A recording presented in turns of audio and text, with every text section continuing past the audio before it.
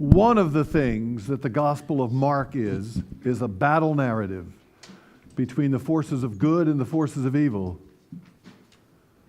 Jesus is tempted by the devil in the wilderness in all three of the synoptic Gospels, Matthew, Mark, and Luke, and it's only in Mark that the devil never leaves. The battle continues.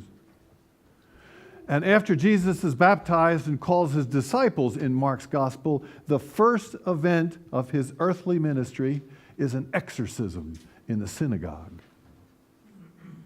The forces of evil are real, and they have pervaded even the temple. And today's text is that event. And in the middle of it all is a moment of inspiration.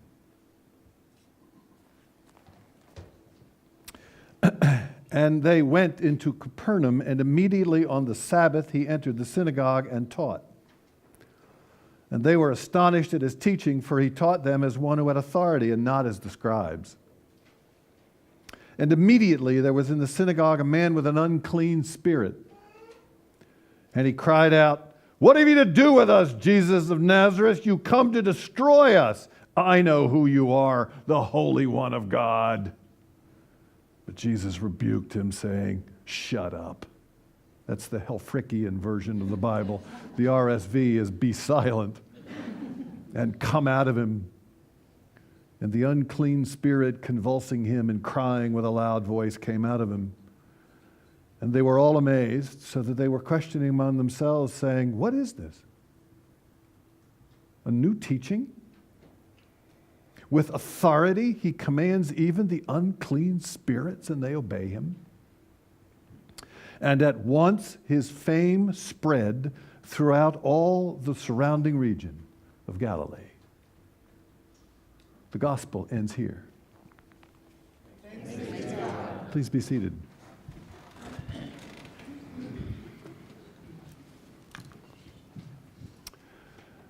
Please join me in a word of prayer. Let the words of my mouth and the meditations of our hearts be acceptable to you, O Lord, our strength and our Redeemer. Amen. It's been said, I don't know who said it, but it's been said that life is about making an impact, not an income. Life is about making an impact, not an income. You believe that? Jesus gathered billions of followers for precisely that reason, ladies and gentlemen. Jesus made an impact. You remember the stories when Jesus raised Lazarus from the dead, Lazarus' sister Mary. Do you think her life was impressed? When Jesus fed those 5,000 people with the little boy's lunch, do you think those people who were fed were impacted by that miracle? When Jesus calmed that horrible storm on the sea with a simple "hush!" Do you think those disciples were inspired enough to keep following him? In the Gospel of Mark, the first event of Jesus' ministry is an exorcism in the synagogue. Mark says that all of the people were so inspired by what they saw that Jesus' fame spread throughout all the region. Life is about making an impact, not an income. So I'm going to ask you the question I told you I was going to ask. Who or what ministry has impacted your life in this place? Who are the people or the ministries that God has used to inspire you? Is there a person or is there a ministry here that has inspired your life? I want to start, hold on to these. I'm going to embarrass Matthias Lisdes. Because we had a void a couple of months ago with regards to a guitarist in the praise band, and Matthias stepped into the void, and I am inspired by you, Matthias. Thank you for that. Go ahead. I'm inspired by Helen Phelps. She comes every time to practice, to play, despite her eye problems, despite her knee problems, despite her foot problems. She is just an amazing inspiration, musically as well as religiously. Somebody mentioned that at the first service, and we talked about Helen's breadth.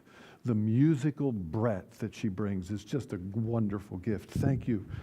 Somebody else was going to say something. Hang on a minute. Chris. Hey, I want to recognize this person for their devotion to their family and their ministries and our God. And Dan Gilroy is someone who helps me set a benchmark for myself. And sorry if it's embarrassing, but I appreciate you being there. His bald head just got redder. But you're right. Thank you. Kirk. I know our pastors do a great job during worship service. I'm inspired when the children come forward and do the worship service. I'm inspired because I know there's a great future ahead of us. And I'm also inspired to know that if we devote more of our resources, it'll be even stronger. Yeah, thanks, Kirk, very much. I am inspired by the homeless people who come once a month to our worship service at Must. Very inspiring by them. Their belief in Jesus Christ and their hope in Jesus Christ is astounding. If you want to have your heart touched, go to Must one Sunday morning. It's the first Sunday now of the month, and be a part of that worship service and be touched by the holiness of God. Last weekend, we spent some time at Lutheran, and that inspired me to want to get involved with that and grow that. And, really thank you to the men who organized that. And so after this, I'm going to get with Mark and figure out when the next one is. We had 35 men at Luther Ranch last week, and we've got 17 women at Luther Ranch this week. That's another thing that I'm inspired by. I'm inspired by Luther Ranch. If you want to go and see a wonderful retreat center, go there. I'm inspired by the Kirks and the Circle of Friends and the way they reach out to everyone who wouldn't normally be even seen. I will tell them really you said that, something Sue. else. Thank you. Sure. I'm inspired by Pastor Stephen and the way that he sucks the youth into doing stuff. Sort of without them realizing it, I think sometimes. It's like he doesn't give him a chance to say no. He's just like walks up to him and say, "Here, Will, you're doing the prayers today." And Will's like, "Oh, okay." And I think it's really his influence and his approach has really, I think, played a big role in getting my kids to participate as much as they do. I'm inspired by Pastor Dave. I bring guests to this parish once in a while, and I'm always so proud that he's the one that I introduce to people. I'm very nervous about this. You make me nervous, but I'm glad. Thanks, I think. Joe. I'm inspired by Ross. Every December, he books 3 to 4 places, assistant living and Ronald McDonald Home. And he put together a band from LCR and singers, and we go in there and we perform for these people. Wow. Awesome. That is pretty cool. Thank you, Ross. I'm inspired by my wife and also Thad's wife, Cheryl. They're not able to be here many Sundays because of their health. But they call me and touch base with me recently, or on a regular basis, saying, "I want the Eucharist. I want communion." Because even though they're not able to be here among us, they still desire the body and blood of Christ, this meal that we share. And that's inspiring to me and to my faith. I have to follow up on that. I was blessed to give Holy Communion to the women at the Luther Ranch yesterday.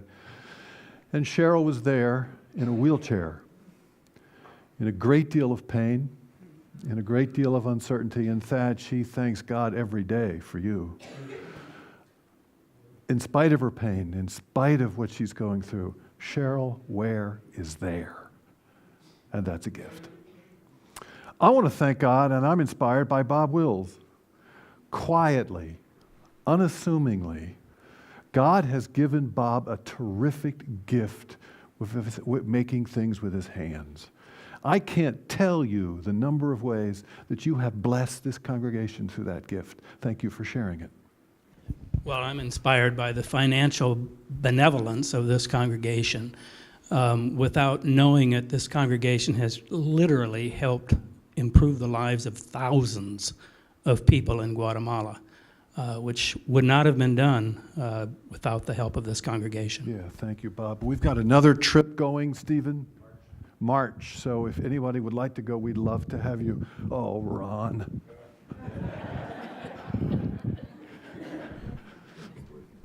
Thank you.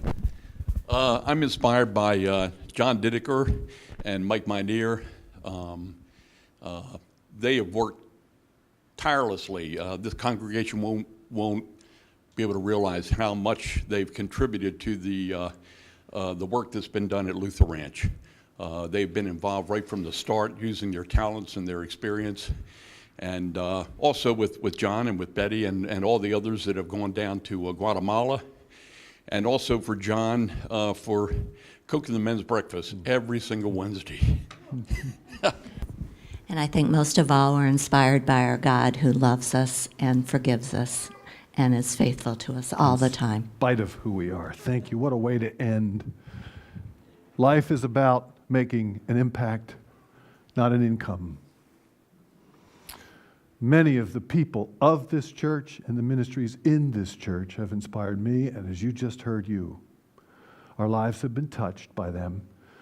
We are better because of them.